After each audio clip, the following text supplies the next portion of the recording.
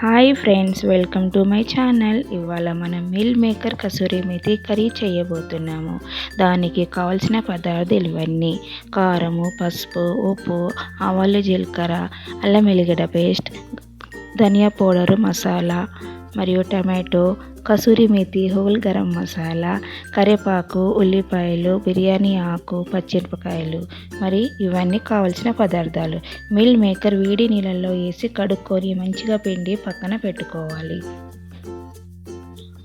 ఇప్పుడు మనము stove on చేసి ప్యాన్ పెట్టుకొని అందులో ఇప్పుడు 2 చెంచాలు అలా ఆయిల్ పోసుకోవాలి. ఆయిల్ మంచిగా వేడయ్యాక మిల్ మేకర్లు మనం కడిగి పెట్టుకున్నాం కదా, అవి ఒకటిగా మొత్తము వదులుకోవాలి.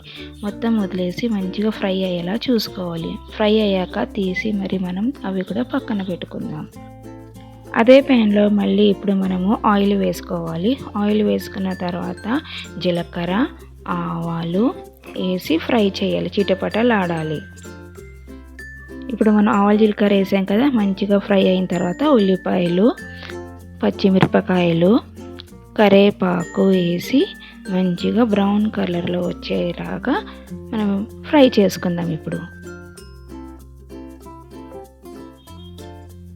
అదేవిధంగా హోల్ గరం మసాలా ఉంది కదా, హోల్ గరం మసాలా, మళ్ళీ బిర్యానీ ఆకులు ఉన్నాయి కదా, బిర్యానీ ఆకులు, అదేవిధంగా మళ్ళీ అల్లం వెల్లిగడ్డ పేస్ట్ ఉంది కదా, అల్లం వెల్లిగడ్డ పేస్ట్ వేసి పచ్చి వాసన పోయేంత వరకు మనం ఫ్రై చేసుకుందాం.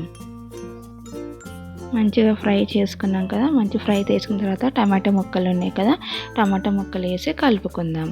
అందులోనే కొంచెం ఉప్పు వేసి మళ్ళీ పసుపు కొంచెం వేసి మంచిగా ఫ్రై చేసుకుందాం. ఇంకా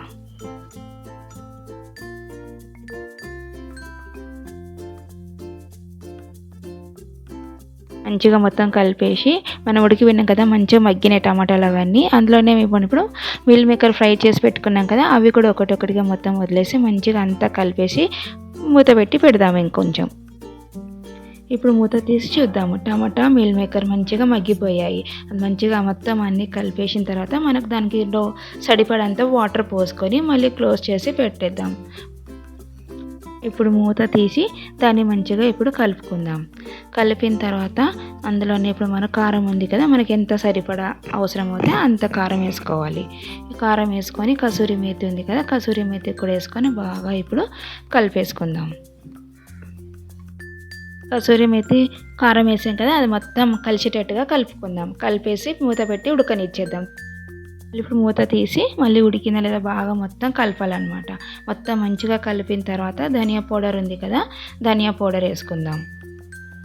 అదేవిధంగా గరం మసాలా ఉంది కదా, గరం మసాలా కూడా వేసేసుకొని బాగా ఇప్పుడు మొత్తం కలిసేటట్టుగా కలుపుకుందాం.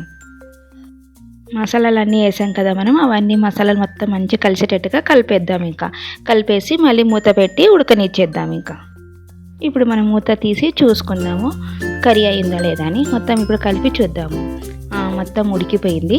ఇప్పుడు meal maker kasuri methi curry ready. Thank you for watching. Video కనుక నచ్చితే లైక్ చేయండి.